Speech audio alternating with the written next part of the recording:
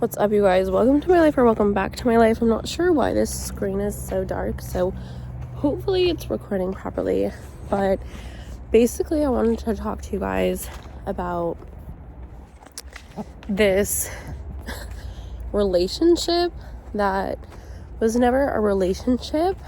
Okay, I'm just going to start from the beginning. So basically I went to this gym called Anytime Fitness, and this other guy also went there. And so basically, I'm always just focused doing my workout. So I would go in and do my workout, and then he would do his workout. You know what I mean? Like, you're at a gym.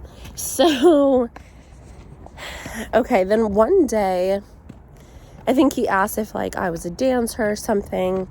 And of course I said yes, because I am.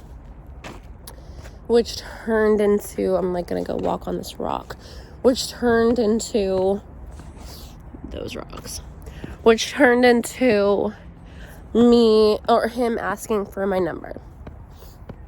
So he asked for my number, and basically I'm the type of person where I don't want to text. We're gonna talk on the phone, or we're gonna be in person. I don't really see the point of a conversation over text.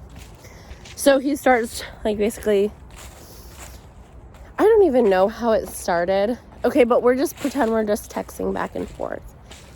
And then, so I'm doing laundry, and I basically send a super risque message, something about you pushing me up against this washing machine, or, y'all, I would just was saying, wild things. I was a completely different person. You have to remember this. Okay, so basically, I'm like, do you want to have sex with me on this washing machine? Ha ha ha, whatever. I think he asked me, I don't know if he asked me on a date. I'm not really sure.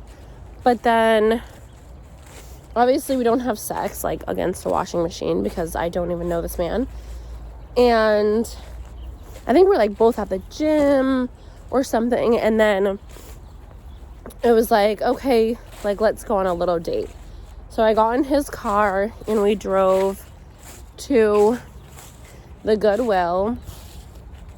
No, we drove to this little woodsy, rocky area. There was some water, river maybe. And we started taking pictures by this old car. We both really appreciate old vintage vehicles, and I love modeling. So he was basically just taking photos of me against this car. And then he's something about let's go to Goodwill. Now I'm sitting on a rock, you guys. Okay, we're just gonna sit on a rock, surrounded by rocks, and talk. So I think my phone's gonna die, but I have no idea. Whatever, I'm just gonna keep going with this. How long is this? 3 something? Okay. So we go to Goodwill, and it's oh, let's try things on. Let's, try some outfits on. We'll go into the changing room together. I end up sucking him off in the Goodwill, dressing room. Y'all, I was being I would never do that kind of thing now. But, so that happened. And then, I can't remember if that night he came over and we had sex. Probably. I feel that's what happened. I feel he came over to my apartment, and then we had sex, and then basically he dropped me off at the gym because my car was still there. And then he went home. I worked out, and then was I just had sex with that guy. Okay. Went home.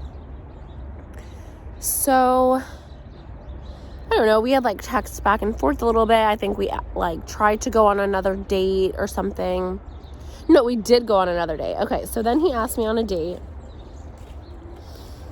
and I'm something, let's go to this Japanese place. I love Japanese food. And when I tell you I came with a list of questions, guys, this is so, I fully, that night when I got home, I did a full research paper on this guy. Where do you live? Who are you voting for? Do you know what I mean? What's your social security number? I did research on this guy. I stalked his Facebook. Like, I literally was like, is he in a relationship? Is he not in a relationship? Who is this guy? Where is he coming from? How old is he? Like, does he live with his family? You know, I just, like, researched before I even knew this dude. So for the date, I basically had, like, a list of 20 questions that I wrote down. And they were fun questions. I mean, you can definitely tell I did research. I was like, you know, do you prefer old vintage cars or old vintage trucks? It's like, girl, whatever. So we end up, like, having that date. Afterwards, he gives me, like, a tiny little kiss. It was so cute. He's just like, whatever. Clearly, I've been thinking about him. Okay, so he kisses me, and essentially the next day I leave to go to Miami. I think part of me was feeling just very much like I couldn't be attached to anybody. Like, who is this guy now trying to be in love with me? And it was very scary. So I just dipped and went to Miami. And then while I was in Miami, my phone got stolen, all my belongings got stolen. I was, like, locked up in a hospital. And his phone number, I'm telling you, was the only one I could remember. Like, my family...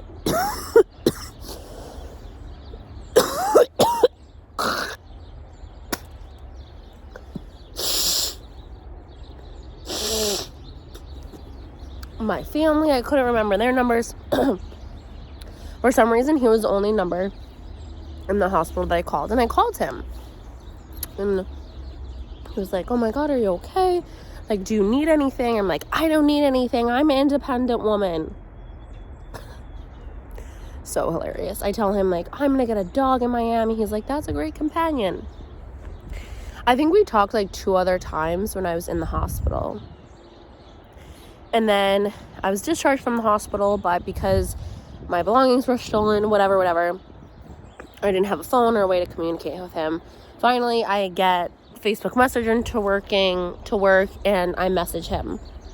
Now, when I had messaged him on Facebook Messenger when I was still in Miami, I was seeing my Miami boyfriend, like the homeless guy that I met in Miami who was from California. I was actively, like, his girlfriend when I messaged this guy. But I'm thinking, like, I don't know what's going to happen with, you know, this Miami, whatever. I just felt like I had to keep my door open with Andrew. So, essentially,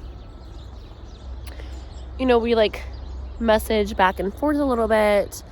I end up coming back to Connecticut, and that Miami boyfriend, I, like, flew out to come and see me.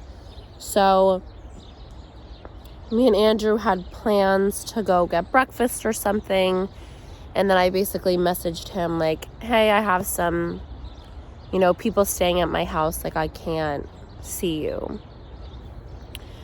So basically, like, we just didn't talk from that moment going forward. And then me and that Miami boyfriend broke up. Like, I was doing my own thing. I couldn't get back into my Facebook, so there's, you know, like, I lost his number. I didn't have his Facebook. I was traveling the world, like, just doing my own thing. I think I was really not focused on him at all. And then, so I'm just back in Connecticut now, like, this is present day, and I messaged him yesterday, and just, like, he has a YouTube channel, and I see that he is doing a lot of work on himself, which is super inspiring and so nice to see. And he really is a good person, I think. Like, I barely know this person, but for some reason, I don't know, let me just whatever. So basically, I messaged him now that I'm back in Connecticut. I'm like, hey, because he had messaged me in August being like, hey, Anna, how are you? Again, I couldn't sign into Facebook. I was traveling the world. Like, I have no idea. I didn't answer. I didn't even see the message until I got here. So I'm in Connecticut, and I message him just like, hey, oh my God, you know, I'm in Connecticut. I would love to see you. I hope that you're doing well. So you guys, he messages me yesterday being like, I have a girlfriend and I moved. But before he sent that message, like, I went on his YouTube and, like, you guys, like, I was stalking again. I was watching every single YouTube video he has put out. I was commenting, I was liking. So then he sends me the message like, I moved and I have a girlfriend. And basically I was like, where'd you move to? And you deserve love. I hope she treats you well. And I think the thing that I realized is that, yes, somebody could have a girlfriend, but oftentimes people break up. And I want to keep that door open with him. I think that we're two individuals that are constantly working on growing and developing ourselves. And I would love to connect with him in a deeper way. And I think that the person that I was when he first met me would not have loved him properly or would not have treated him properly. The woman that I am now wants to give him, the world and just, I don't know. There's something about him that it's basically like, call me when you and your girlfriend break up.